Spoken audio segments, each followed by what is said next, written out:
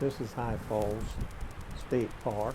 At one time in the past, High Falls was a very active community. They had a grits mill, and as you can see, some of the grinding stones are listed here was found on the property. They had a power plant as well as a grits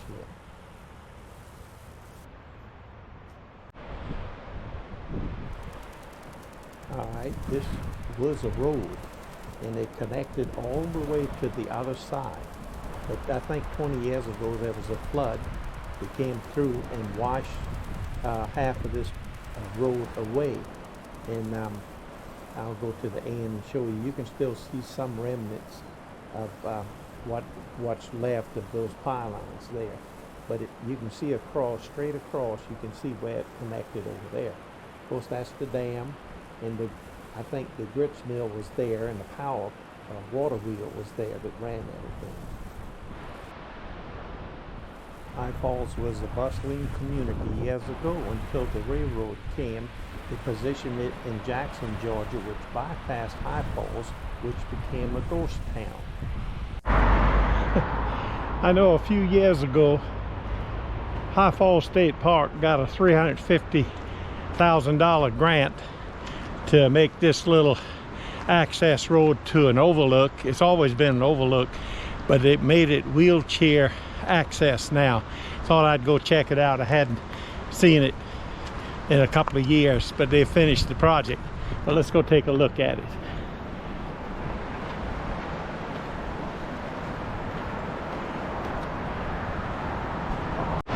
All right, here it is.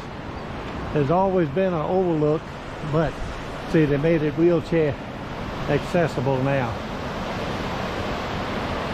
Now I'm going to go over that way and hike the trail. There's a set of stairs over there that kind of reminds me of the Amicalola Falls stairs up to Springer Mountain. Of course, it's just a sample. It's nothing like that, but I'm going to go walk that trail over there in just a few minutes, and when I finish the hike, I'm going to go there and point back over to this overlook.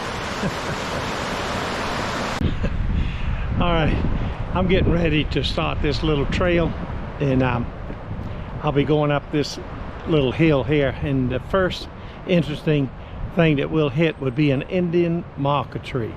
Now, there is a registry of Indian marker trees. They're all over the southeast, and I know of two. This is one here at High Falls State Park, and the other one is on the Red Blaze of the Pine Mountain Trail.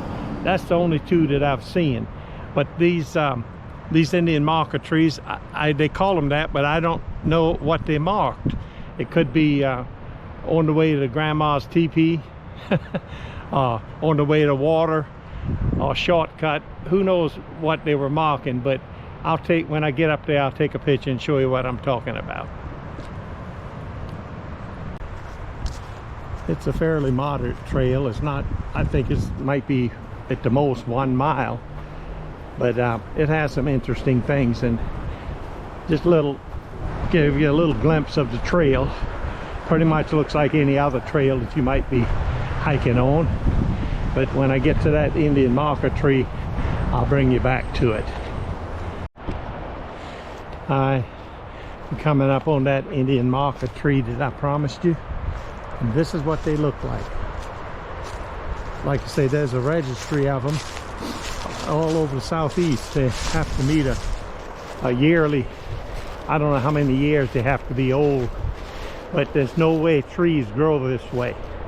They have had to have had human intervention to bend it over and cause it to grow. When the limb starts to grow upright, I think after a certain amount of time, they would come and saw off the original hair, bam, and then up top, any limbs that started growing up vertically, they would whack those off. But that's how I think they made them. And like I said, I'm not sure what this marker tree would mark. But they're all over the southeast, and you can Google Indian marker trees and there'll be a registry of them. I don't think this is on the registry. It just looks too young. There's another old tree. I think we're going to eventually lose it. It's leaning pretty good.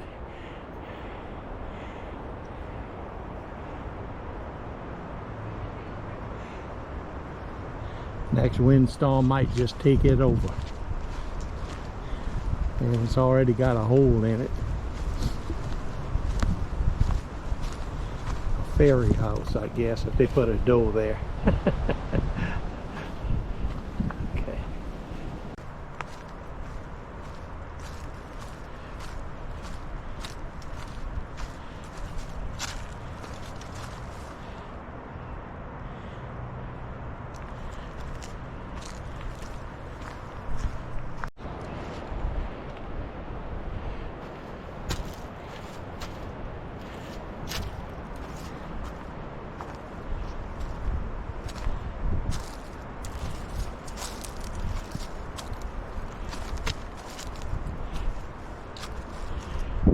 Let me cut this off. Don't want to trip and slide.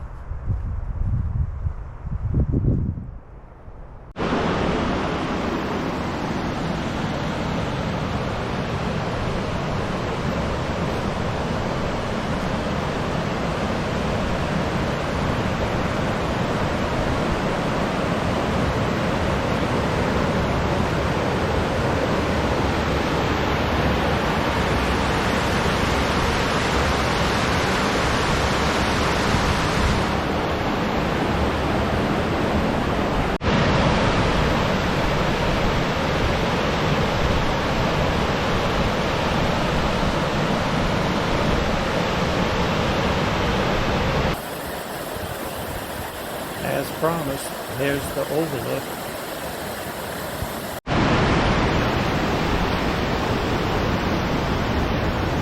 I hear some stairs that will remind you of the Overlook Falls stairs leading up to Spring Mountain. This is nowhere near that many stairs, but I will show you some of them so you can get a feel for how it must be to climb all those stairs.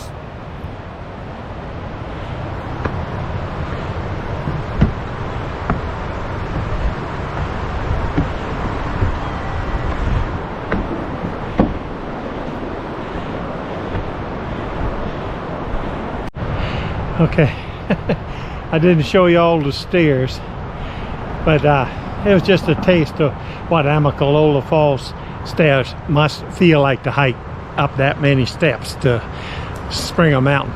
But I was out here yesterday, it was 30 degrees. My GoPro wouldn't work, it froze up. So I came back today, it's 40 degrees, about 10 degrees warmer today. So this will do it for this video. Maybe see you next week.